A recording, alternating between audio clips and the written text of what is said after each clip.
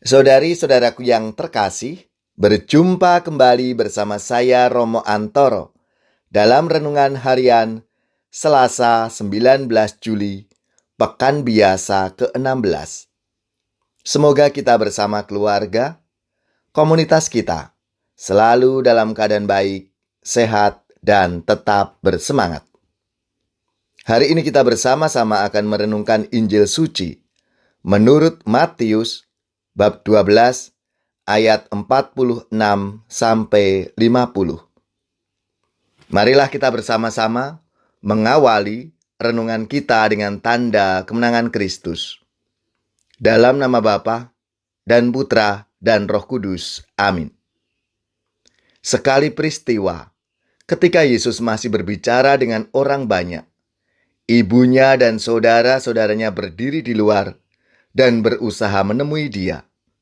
Maka seorang berkata kepadanya, "Lihatlah, ibumu dan saudara-saudaramu ada di luar dan berusaha menemui engkau."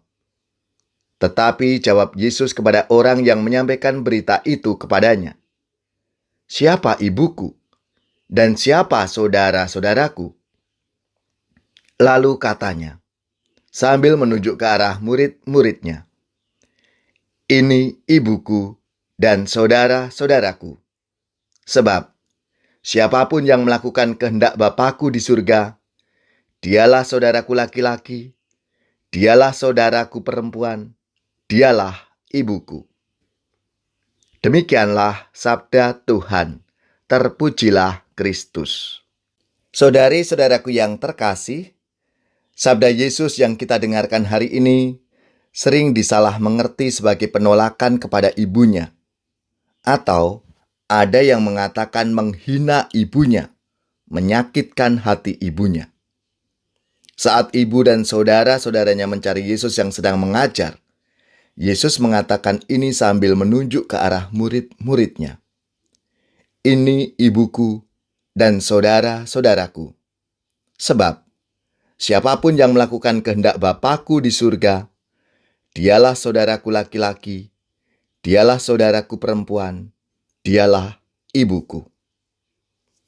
Justru dengan kata-kata itu, Yesus sungguh mengakui keibuan Maria bagi dirinya. Maria malah melakukan double peran dalam hidupnya. Ia tidak hanya ibu yang melahirkan Yesus saja. Maria sekaligus ibu yang melakukan kehendak Bapa di surga. Dengan mengatakan fiat, kesanggupan saat menerima warta dari malaikat Gabriel, Maria memperkuat jati dirinya sebagai ibuku, ibu Yesus. "Sesungguhnya aku ini adalah hamba Tuhan, terjadilah padaku menurut perkataanmu itu." Saudari-saudaraku yang terkasih, kita semua juga dapat menjadi saudara laki-laki, saudari perempuan, dan menjadi ibu Yesus. Bagaimana caranya? Dengan kita mendengarkan dan melakukan kehendak Bapa di surga. Bagaimana itu? Apa yang kita buat saat ini? Misalnya membaca kitab suci, merenungkannya, adalah wujud mendengarkan kehendak Bapa di surga. Mendengarkan lewat hati Anda. Tuhan berbicara apa kepadaku lewat sabda Tuhan yang aku baca dan aku renungkan itu? Apa yang kita dengarkan? Dengan mohon rahmat Tuhan, lalu kita buat, kita wujudkan dalam hidup kita sehari-hari. Itulah kita mewujudkan sebagai saudara-saudari Tuhan kita Yesus Kristus. Marilah kita semua dipanggil untuk menjadi saudara, menjadi saudari Yesus dalam hidup kita masing-masing. Bangunlah dada kelana, hirup nafas iman yang baru.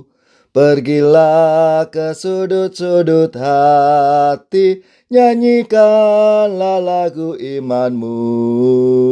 Pulanglah dengan damai sejati, nikmatilah rahmat Tuhanmu. Semoga saudari-saudara sekalian keluarga-keluarga komunitas kita, orang-orang yang kita doakan, mereka yang sakit, yang menderita, seluruh tugas, belajar, pekerjaan, usaha, serta karya pelayanan kita, dibimbing, dilindungi dan diberkati oleh Allah yang Maha Kuasa, Bapa dan Putra dan Roh Kudus. Amin.